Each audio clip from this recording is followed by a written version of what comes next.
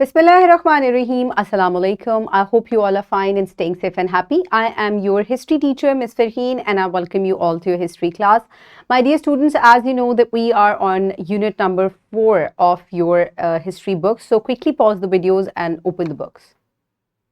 I hope everybody has open the book. So my dear students, जैसे कि आपको caption नज़र आ रही है कि हम कायदे आज़म के जो 14 नुकात हैं, 14 फेमस पॉइंट्स हैं जो कि उन्होंने 1929 में पेश किए थे, we are going to discuss them. So main features इसके क्या हैं हम उनको भी डिस्कस करेंगे, लेकिन सबसे पहले जो मेरा आपसे क्वेश्चन है वो ये है कि ये जो 14 नुकात थे ये क्यों पेश किए गए जी.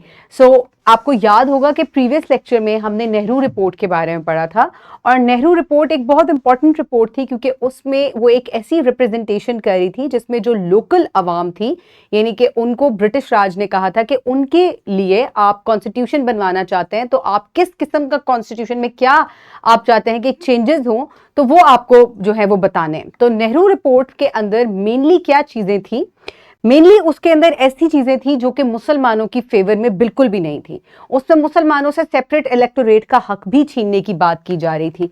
उसके अलावा नेहरू रिपोर्ट जो है इसमें प्रपोज किया जा रहा था कि उसमें इंडियन लोग जो हैं या हिंदू जो हैं उनको एक डोमिनियन स्टेटस दिया जाए, और मुस्लिम लीग जो है उसने इस रिपोर्ट को जो है वो काफ़ी ज़्यादा जो है इसको अपोज किया, और इसी की वजह से, इस स्ट्रॉन्ग अपोजिशन की वजह से कायदे आज़म ने अपने फेमस 14 पॉइंट्स जो हैं वो पेश किए थे.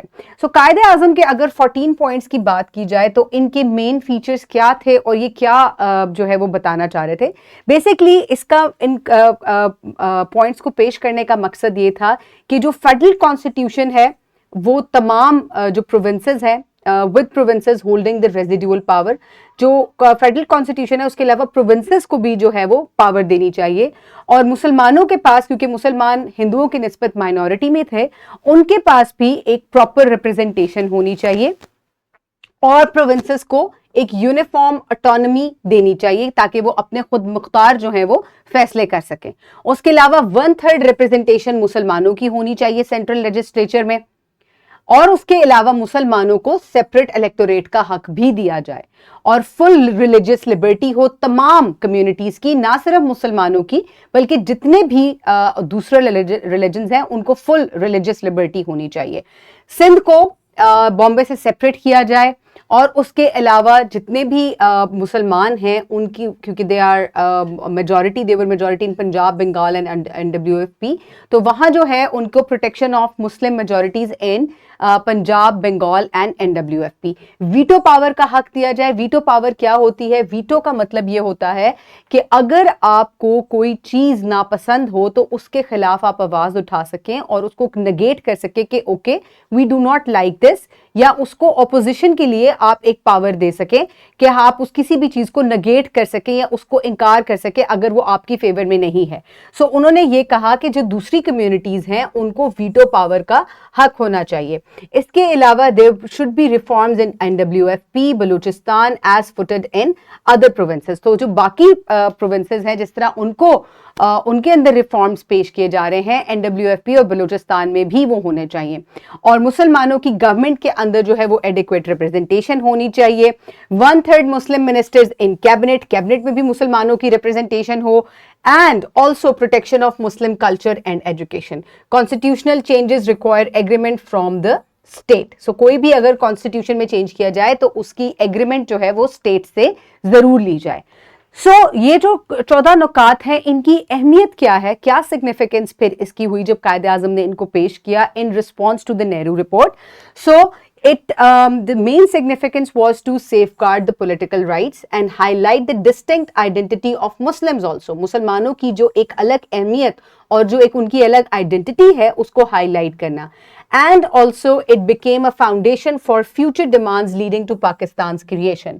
So जब पाकिस्तान जो है, मुसलमान जो है उनकी एक अपनी सेपरेट आइडेंटिटी है, तो इन पॉइंट्स को लेकर आगे चल के पाकिस्तान बनाने में बहुत जो है वो ये पॉइंट्स अहम किरदार जो है उन्होंने अदा किया.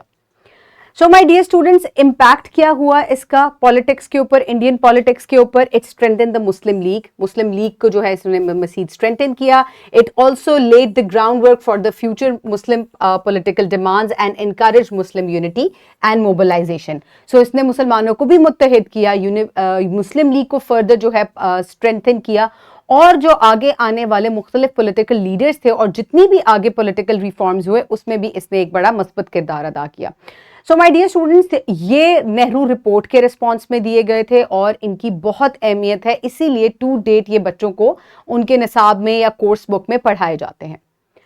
So my dear students, for practice you can download this worksheet from the description box below this video, or you can get it in print from bio teacher. So pause the video and quickly finish the worksheet.